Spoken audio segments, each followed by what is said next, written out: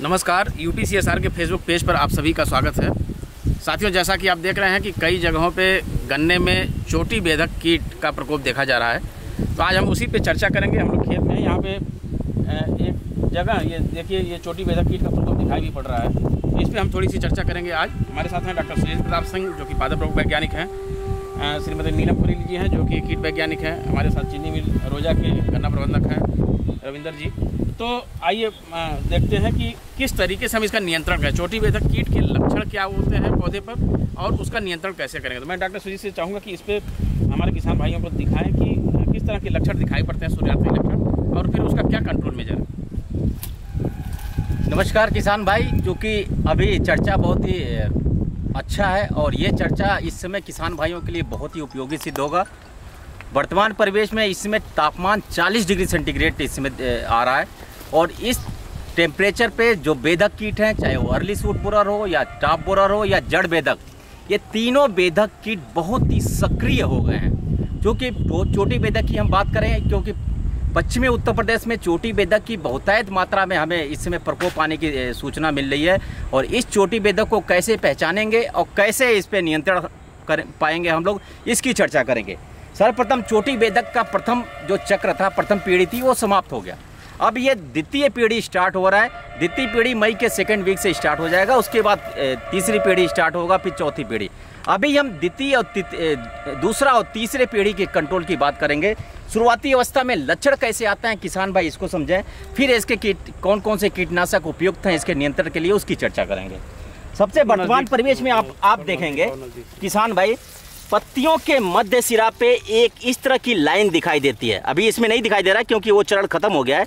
इस तरह की लाइन अगर दिखाई देती है लाल कलर की, तो ये चोटी बेधक के प्रथम पीढ़ी का लक्षण था, जो कि समयांतर आने के बाद खत्म हो गया।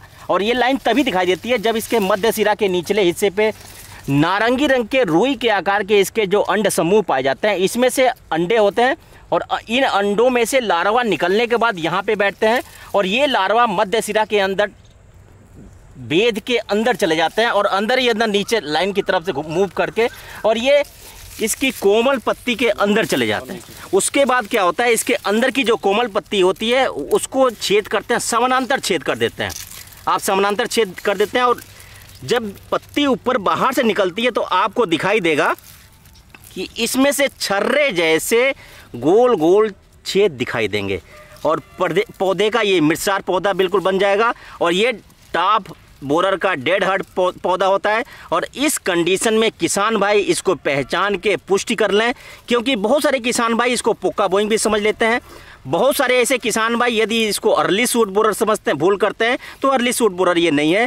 चोटी बेधक के ये प्रमुख लक्षण होते हैं, जो कि बीज की कोमल पत्ती में छोटे छोटे छर्रे के निशान जैसे छिद्र दिखाई देते हैं। ये प्रमुख लक्षण है चोटी बेधक के। इसको देख के किसान भाई बहुत आसानी से पहचान सकता है। पहचानने के बाद इसके नियंत्रण की तरफ जाना चाहिए। अब मैं नियंत्रण की बात करता हूँ तो इसके व्यवहारिक नियंत्रण और मैकेनिकल कंट्रोल की मैं बात करूँ। मैकेनिकल कंट्रोल में इस मृतसार पौधे को शुरुआती अवस्था में इस मदर सूट को किसी पतली खुरपी से, जैसा मैं किसान भाइयों को डेमो करके दिखा रहा हूँ, पतली खुरपी, ये थोड़ी चौड़ी है, पतली खुरपी से इस मदर सूट को हम जमीन की सतह से इस तरह से काट देंगे। अब किसान भाई देखें, काटने के बाद ये जो डेड हर्ड पौधा था, मिर्चार पौधा था, ये आपके हाथों में आ जाएगा। लार्वा इसके अंदर होती है, लार्वा के साथ साथ या प्यूपा इसके अंदर होगी। पूरे खेत से इसको निकाल के चारे में प्रयुक्त कर लेंगे या इसको नष्ट कर देंगे। ऐसा करने से मैकेनिकल कंट्रोल के माध्यम से चोटी बेधक का प्रथम नियंत्रण हम बड़ी आसानी से बिना किसी कीटनाशक का प्रसार, बिना किसी कीटनाशक को डाले हम बचाव कर सकते हैं। यदि हम वर्तमान परिवेश में हाई टेम्परेचर है, यदि किसान भाइयों को चोटी बेधक बहुतायत मात्रा में दिखाई दे रहा है, उनके खेत में 10% से ज़्यादा दिखाई दे रहा है, पूरे खेत में परिलक्षित हो रहा है, ऐसी अवस्था में कीटनाशक का प्रयोग किसान भाई करें। कौन कौन से कीटनाशक का प्रयोग कैसे करना चाहिए, किसान भाई इसको कंठस्थ कर लें, क्योंकि अगर हम चोटी बेधक के प्रकोप आने के बाद कीटनाशक का समुचित अगर हम उसका उपयोग नहीं करते, अच्छे तरीके से उपयोग नहीं करते, तो निश्चित रूप से चोटी बेधक के लार्वा नहीं मरते हैं। इसको कीटनाशक के रूप में अगर मैं नाम की बात करता हूं तो क्लोरेंट्रानिलीप्रोल आता है, जो कि 18.5 80 में आता है।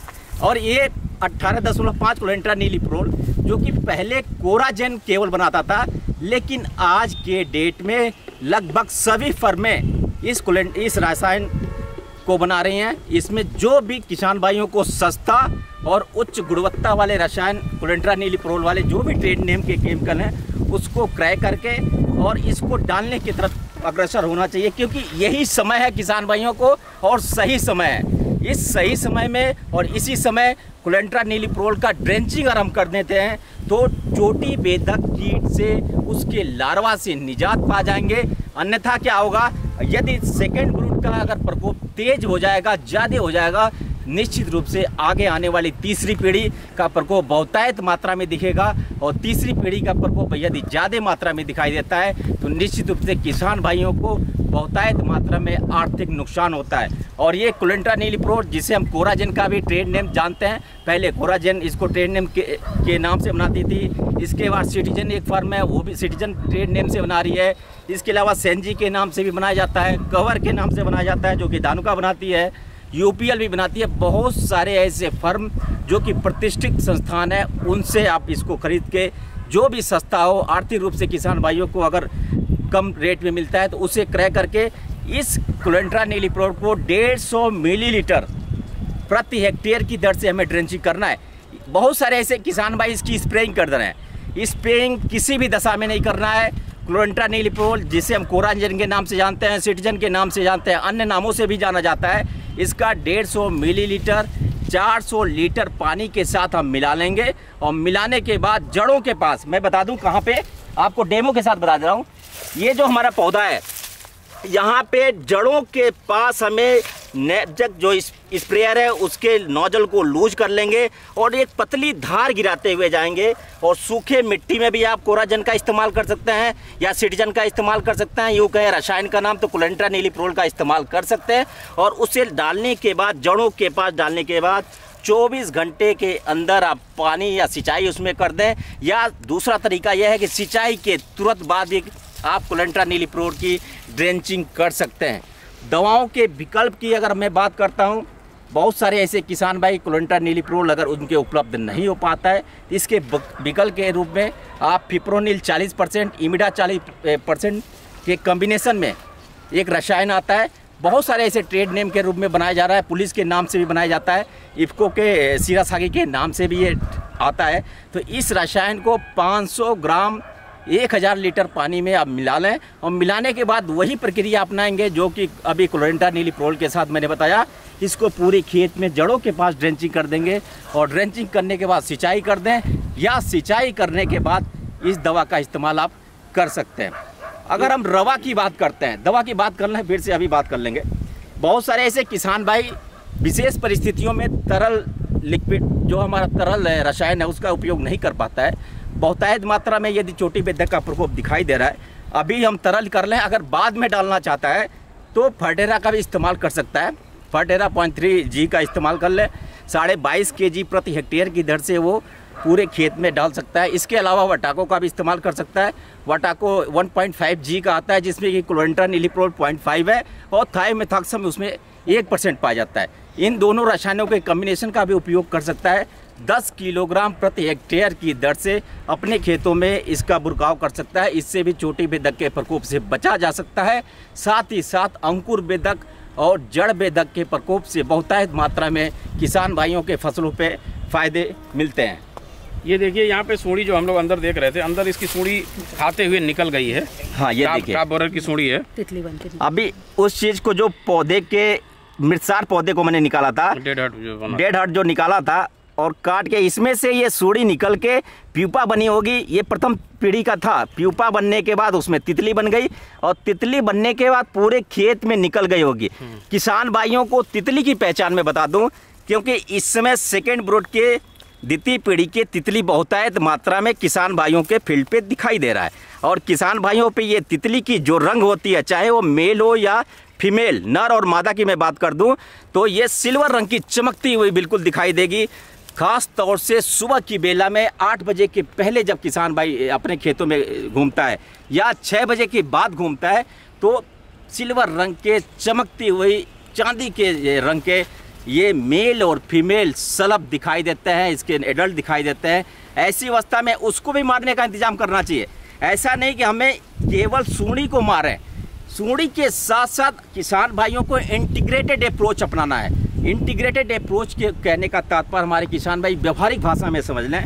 यदि तितली दिखाई दे रही है तो तितली को हाथ से मसल के मार सकता है, या तितली को व्यवहारिक रूप से किसी रसायन का स्प्रे करके भी हम उन तितली को मार सकते हैं। जैसे कि इमिडाक्लोप्रिड 17.8 SL का भी हम इस्तेमाल कर सकते हैं। इसकी मात्रा की बात करें 200 मिलीलीटर प्रति हेक्टेयर की दर से भी इस्तेमाल कर सकते हैं, और इसको सुबह की बेला में इस्तेमाल करेंगे जैसे कि तितली दिखाई दे। अगर तितली दिखाई दे रही है तभी हम स्प्रे करके उसको हम मार सकते हैं। दोपहर की बेला में स्प्रे करने से किसी भी तरह के फ़ायदे नहीं होते हैं। और यदि अंडा भी दिखाई दे रहा है, अगर तितली दिखाई दे रही है तो अंडे भी निश्चित रूप से अंडे भी कहीं न कहीं दिखाई देते हैं। और ये अंडे कहाँ होते हैं? पत्तियों के निचले हिस्से पे, ये जो मध्य सिरा है, मध्य सिरा के समानांतर रुई के आकार के नारंगी रंग के रुई में ढके रहते हैं, और उसके अंदर जो होते हैं चोटी बेधक के जो अंडे हैं, लगभग 250 की संख्या में अंडे पाए जाते हैं। और ये अंड समूह कम से कम एक पत्तियों पे 6-7 की संख्या में हो सकता है। ऐसे पत्तियों पे जो अंडे दिखाई देते हैं, उन पत्तियों को अंडे सहित किसान भाइयों को ऐसे तोड़ लेना चाहिए। तोड़ने के बाद इसको बाहर नष्ट कर दे। ऐसा करने से फ़ायदा क्या होगा? इन पत्तियों पे यदि अंड समूह दिखाई दे रहा है और एक अंड समूह में 250 अंडे हैं, यदि 4 अंडे समूह है तो 1000 अंडे इस पे पाए जाएंगे। और 1000 अंडे यदि नियोनेट लार्वा के माध्यम से लार्वा के रूप में परिवर्तित हो जाता है तो किसान भाइयों के पौधे पे बहुतायत मात्रा में इसका प्रकोप आ जाएगा और ज़्यादा से ज़्यादा नुकसान होता है। सबसे बेहद और आसान तरीका है, जब अंडे की स्थिति आती है, उस अंडे की स्थिति में आने से पहले उन पत्तियों को अपने खेत से नुकसान से बचने के लिए तोड़ के नष्ट कर देना चाहिए, चारे में प्रयुक्त कर देना चाहिए। ऐसा करने से अंडे वाली स्टेज से भी हम बचाव कर लेंगे, तितली वाले स्टेज से भी बचाव कर सकते हैं, और लार्वा वाले स्टेज से भी बचाव कर सकते हैं। एक और मैं बायोलॉजिकल और व्यवहारिक तकनीकी में बताता हूँ, फेरोमोन ट्रैप। किसान भाई बहुतायत मात्रा में पश्चिमी उत्तर प्रदेश के किसान भाई जो कि जागरूक किसान भाई हैं, वो इस समय फेरोमोन ट्रैप का उपयोग बहुतायत मात्रा में करते हैं। इसका उपयोग करने से क्या होता है, थोड़ा सा चर्चा मैं कर दूं। मेल सलब और फीमेल सलब, नर और मादा जो होती हैं, मादा का काम होता है एक लेइंग करना, मेल का क्या काम होता है मेटिंग करना। ऐसी अवस्था में इन मेटिंग प्रोसेस को हमें अवरुद्ध कर देना है। कैसे करेंगे? फेरोमोन ट्रैप जो कि चोटी बेधक के ल्यूर के माध्यम से आता है। ल्यूर एक रसायन होता है, और ये वही रसायन है जो कि मादा मेटिंग के समय जो कि फीमेल वर्जिन फीमेल होती है, उनके शरीर से एक खुशबू आती है, और ये खुशबू वैज्ञानिकों ने आर्टिफिशियल रूप से तैयार करके उसे केमिकल तैयार करके उसे ल्यूर के माध्यम से बनाया, और चोटी बेधक का जो ल्यूर होता है उस फेरोमोन ट्रैप में नीचे लगा देते हैं। ऐसा लगाने से फ़ायदा क्या होगा? जितने आसपास लगभग 1 किलोमीटर अराउंड में मेल सलब जो होते हैं, नर सलब होते हैं, इसकी खुशबू से और इसके पास आ जाएंगे, और उस फेरोमोन ट्रैप में हम डीजल भी डाल सकते हैं, कीटनाशक भी डाल सकते हैं, और जितने हमारे नर सलब होंगे इस डीजल कीटनाशक में आके भ्रमित होकर फीमेल की वजह से भ्रमित हो जाएंगे, क्योंकि वहाँ फीमेल तो नहीं होती और नर सलब आके मर जाते हैं। ऐसा करने से मेटिंग प्रोसेस को हम अवरुद्ध कर देते हैं और उनकी पॉपुलेशन नहीं बढ़ पाती है, जिससे कि हम शुरुआती अवस्था में ही लार्वा बनने से पहले ही स्थिति में, अंडे बनने से पहले की स्थिति में भी उसको हम ख़त्म कर देते हैं। ऐसा करने से हम हर स्टेज पे यदि हम इंटीग्रेटेड अप्रोच के साथ काम करेंगे तो निश्चित रूप से हम चोटी बेधक पे हम कंट्रोल कर सकते हैं। फेरोमोन ट्रैप की मात्रा कैसे निर्धारित करेंगे? तो इसकी मात्रा की मैं बात करता हूँ। 1 एकड़ में 10 फेरोमोन ट्रैप लगाते हैं, लगभग 20 से 30 मीटर की डिस्टेंस पे। अगर 1 एकड़ का खेत है तो 20 से 30 मीटर की डिस्टेंस पे 10 फेरोमोन ट्रैप को आप अपने खेतों में लगा दीजिए। इसके अलावा किसान भाई, बहुत सारे ऐसे जागरूक किसान भाई हैं जो कि लाइट ट्रैप का भी इस्तेमाल कर रहे हैं। लाइट ट्रैप भी एक लाभदायक साधन है जो कि मेल सलब और नर और मादा सलब को मारने का काम करता है। इसमें कोई मेल या फीमेल आकर्षित नहीं होता है, इसमें दोनों कीट आकर्षित होते हैं। और ये लाइट ट्रैप का इस्तेमाल करके भी हम अपने जो कि नर और मादा शलभ से बचाव कर सकते हैं और तितली की संख्या बहुतायत मात्रा में कम हो जाती है। इसलिए किसान भाइयों से सलाह है, इस समय फेरोमोन ट्रैप का भी इस्तेमाल अपने खेतों में करेंगे। ट्राइको कार्ड की चर्चा छूट रही थी, अभी ट्राइको कार्ड उत्तर प्रदेश गन्ना शोध परिषद शाहजहांपुर पे या मुजफ्फरनगर में या सेवरही संस्थान कुशीनगर में भी उपलब्ध है। इस ट्राइको कार्ड का इस्तेमाल करके चोटी बेधक के अंडे को ख़त्म कर सकते हैं। कैसे ख़त्म करते हैं? का ट्राइको कार्ड का जो कि हम ट्राइकोग्रामा जापानिकम होता है, ये चोटी बेधक के अंडे को परजीवीकृत कर देता है। यूं किसान भाई समझे, बहुत ही आसान तरीके से उन अंडे को ये परजीवीकृत करके ख़त्म कर देता है, खा लेता है। ऐसी अवस्था में क्या होगा कि जो चोटी बेधक के अंडे से चोटी बेधक के लार्वा बनने वाले थे, उन चोटी बेधक के अंडे से चोटी बेधक का लार्वा नहीं बनेगा, उससे मित्र कीट पैदा हो जाएंगे। जब किसान भाइयों के खेत में मित्र कीट पैदा हो जाएंगे तो निश्चित रूप से चोटी बेधक का जो पॉपुलेशन होगा बहुतायत मात्रा में कम हो जाएगा। तो किसान भाई इंटीग्रेटेड समेकित कीट प्रबंधन के माध्यम से चोटी बेधक को नियंत्रण करने का काम करेंगे।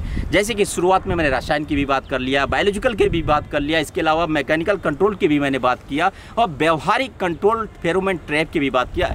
इन सारे जितने भी नियंत्रण विधियां हैं उनका उपयोग करके चोटी बेधक के प्रकोप से बहुत ही आसान तरीके से बच सकते हैं। अंकुर बेधक की मैं बात करूं, अंकुर बेधक के लक्षण भी यहाँ दिखाई दे रहा है।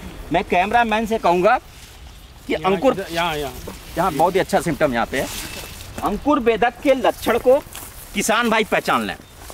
अंकुर बेधक के लक्षण देखिए, बीज की जो पत्ती होती है, ये बीज की कोमल पत्ती ये सूख जाती है और जैसे हम इसको खींच के निकालते हैं, ये खींच के निकालने के बाद ये आसानी से ऊपर आ जाती है और नीचे सड़ जाता है और सड़ने के बाद बदबू आती है, सिरके जैसे भी महक आती है। ऐसी अवस्था में यदि बीज की पत्ती सूख जा रही है, ये अंकुर बेधक के लक्षण होते हैं। अंकुर बेधक के लक्षण से भी बचने के लिए इसको पतली खुरपी से काट के शुरुआती अवस्था में हम ख़त्म कर सकते हैं। जैसे कि अब देखिए, मैं इस मदर सूट को मैंने काट दिया, इस पौधे को निकाल देंगे तो इसके अंदर जो लार्वी है, लार्वा भी आ गया, इसे हम ख़त्म कर देंगे, चारे में उपयुक्त कर लेंगे और सिंचाई करने के बाद यहाँ पे हम यूरिया डाल दें। यूरिया डालने से फ़ायदा क्या होगा, जो मदर सूट मैंने काटा है, यहाँ से कल्लों का विकास बहुत तेज़ी से होगा और एक कल्ले की जगह पे बहुतायत मात्रा में 4 से 5 कल्ले उसमें आ जाएंगे और गन्नों की संख्या भी बढ़ जाती है। इसके नियंत्रण की अगर मैं बात करूँ किसान भाइयों को, तो चोटी बेधक के नियंत्रण के लिए जो हम इस समय कोराजन का इस्तेमाल कर रहे हैं, क्लोरिनेटेड मिलीप्रोल की बात करें, सेम रसायन, वही रसायन हम उसी तरीके से अगर हम कर दें तो अंकुर बेधक से भी हम बचाव कर सकते हैं, साथ ही साथ जड़ बेधक से भी बचाव कर लेंगे और चोटी बेधक का प्रकोप भी बहुतायत मात्रा में कम हो जाता है। तो ये देखिए पूरी बात रही आज जो चोटी बेधक कीट जो चीनी मिल क्षेत्रों में, काफ़ी चीनी मिल क्षेत्रों में ये बढ़ रहा है, तो चोटी बेधक कीट के नियंत्रण की बात जो है, चाहे वो बायोलॉजिकल कंट्रोल की बात हो, चाहे मैकेनिकल कंट्रोल की बात हो, चाहे केमिकल कंट्रोल की बात हो, सभी के बारे में विस्तार से चर्चा हुई। हम आपसे अनुरोध करेंगे कि समेकित प्रबंध आप करें ताकि चोटी बेधक कीट से आप बचाव कर सकें। हम समय समय पर आपको अपडेट करते रहेंगे। इस कार्यक्रम के माध्यम से मैं बताना चाहता हूँ चीनी मिलों को और अपने जो गन्ना विकास परिषद के लोग हैं कि उत्तर प्रदेश गन्ना शोध परिषद शाहजहांपुर में ये ट्राइको कार्ड मिल रहा है, मुजफ्फरनगर में मिल रहा है, सेवरही में मिल रहा है। आप वहाँ पे अपनी डिमांड दे करके वहाँ से आप प्राप्त कर सकते हैं। आज के लिए बस इतना ही, अगली बार पुनः मिलेंगे, तब तक के लिए नमस्कार।